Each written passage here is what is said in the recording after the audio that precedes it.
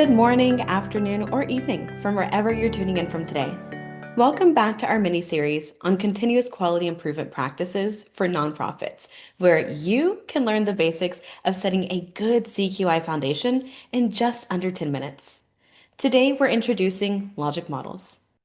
Logic models serve as visual roadmaps. This tool allows you to focus on a specific program to connect your daily activities to your ultimate mission impact. By the end of this video, you'll understand what a logic model is, the structure and format of them, and why every nonprofit should have one. Let's get started.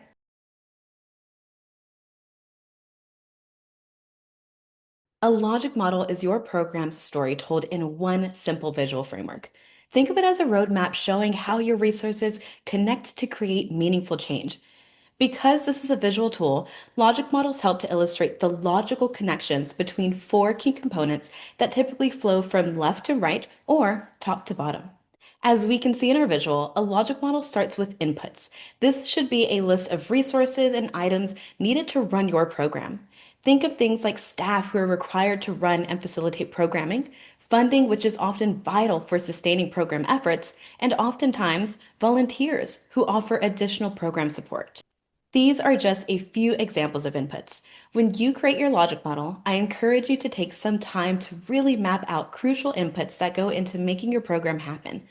I would also recommend meeting with other staff to gain insight from people across your team or department who can provide additional perspective to help round out your logic model. The next component of a logic model should consist of various activities that take place within this specific program. For example, if our friends at Alice's Animal Rescue have a responsible pet ownership program, some of the activities in this program may include things like an educational class, hands-on grooming, or maybe a monthly dog walking club. This is where we start to see the relationship between our inputs and the activities they correspond with. Now, let's talk about outputs.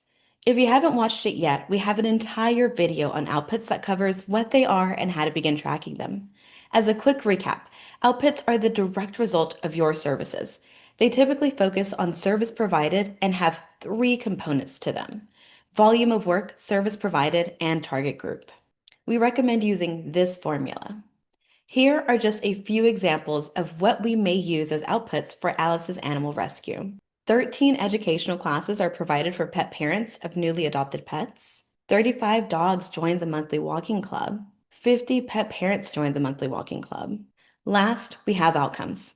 This should be another familiar term if you've had a chance to watch our previous video. While outcomes focus on changes you intend to make through your program, to make them more robust and achievable, your logic model should determine outcomes that focus on three key areas. Short-term outcomes typically focus on changes in knowledge, skills, attitude, motivation, or even awareness. You can also make your outcomes time-bound if you anticipate seeing changes within the first 0 to 2 years based on realistic short-term outcomes for your program.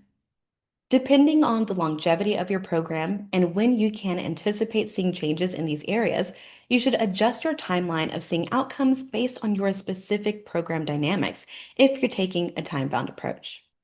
Intermediate outcomes should focus on changes in behaviors, practices, policies, procedures, or, again, if you're aiming for a time-bound approach, make sure your intermediate outcomes are in alignment with your short-term outcomes and with what you realistically want to see due to your program impact.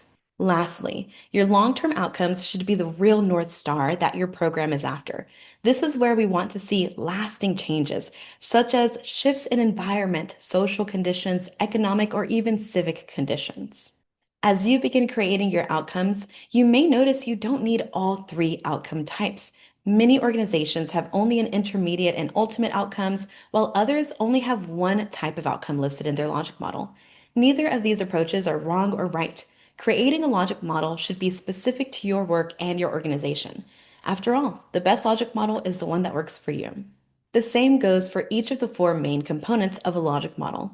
I've seen multiple organizations remove the activity section entirely. Your logic model should be unique to your work, not a representation of what you think it should look like. Now that we have a better understanding of all the different components of a logic model, let's put this together and see what a logic model for Alice's Animal Rescue might look like. In this example, we can see that we've used all the mentioned components, from inputs, which we've included staff, time, funding, and even volunteers, to activities where we can see things like educational classes on different pet topics.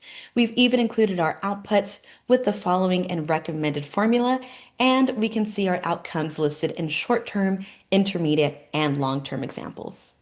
Now we can see clearly how each component logically connects to the next, creating a clear pathway between the ultimate outcome to create a healthier and responsible pet ownership community and the inputs that directly go into making this program happen to reach that intended goal.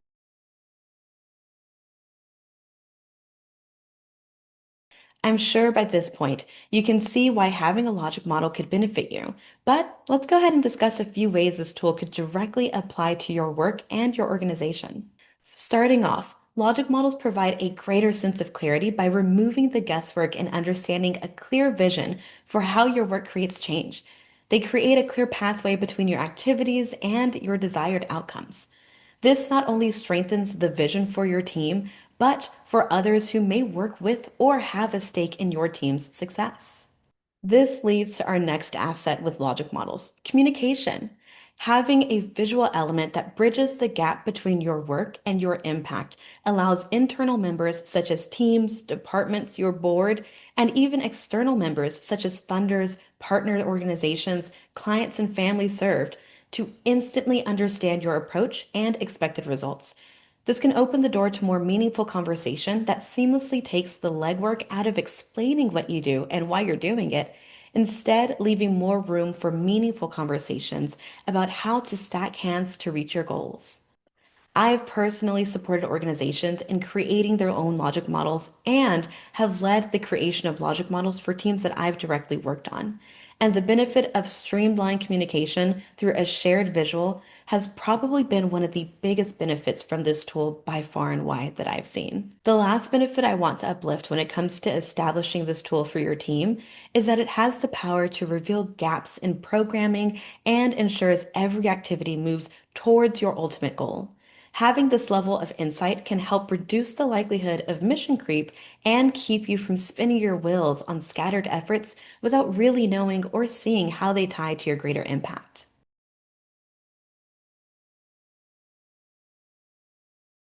Now, let's put your knowledge to the test with a quick quiz on logic models. I will ask you several multiple choice questions and wait just a few seconds before showing you the answer. Feel free to pause the video if you need more time. What are the four components of a logic model?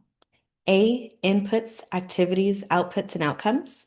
B, activities, results, outcomes, and impact. C, resources, programs, results, and goals.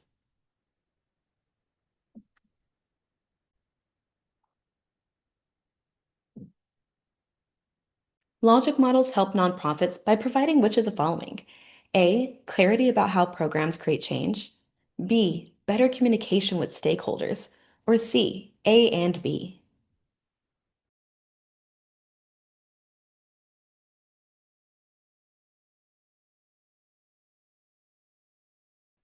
Outcomes typically focus on which of the following? A, ultimate goals only. B, short-term, intermediate, and long-term outcomes. C, all organizational goals.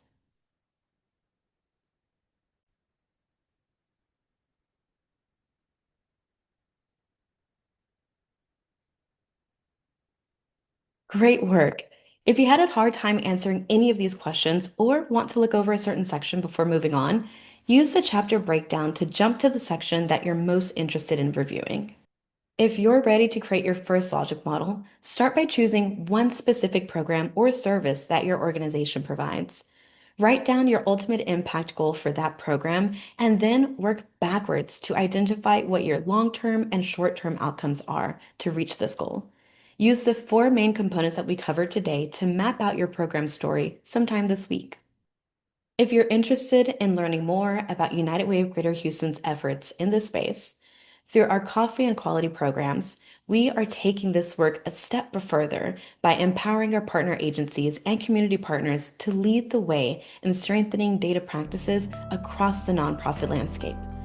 Check the link in the description for more information.